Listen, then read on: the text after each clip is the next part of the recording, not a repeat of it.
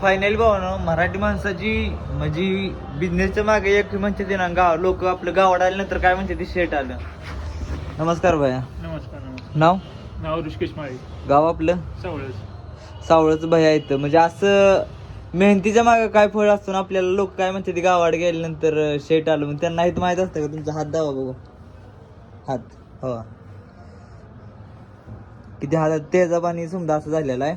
आणि माणसं काय म्हणते ती गावात आल्यानंतर शेट आलो हो का. काही ठिकाणी आपण बोललं नाही तर काय म्हणणार, आता दुकानदाराकडे आली मग आपल्यासोबत बोलणार नाही आणि ही होणार ती होणार. मग त्यांना काय म्हणणार, तर मेहनत बघा या म्हणणार. मेहनत बघा यावर. तर अशा आपल्या मराठी माणसाची बिझनेस मध्ये हे असतं. प्रत्येक जण फिरायला येत नाही ती काय काय त्यांचा बिझनेस पण असते. आता सध्या तर मी आहे आपलं भुंतर मध्ये आपलं ऋषिकेश भैयापाशी सावळचं. मी करतोय ऑल इंडिया सायकल ट्रॅव्हल. आता निघालोय मनालीला. 2 ते 3 दिवस इथंच आहे. आता उद्या निघणार आहे मणिकरला. असा एन्जॉय चालू आहे. असं तुम्हाला जर व्हिडिओ मध्ये माहिती पाहिजे असेल तर फक्त एक कमेंट करा. फॉलो करू नका, फक्त एक कमेंट करा.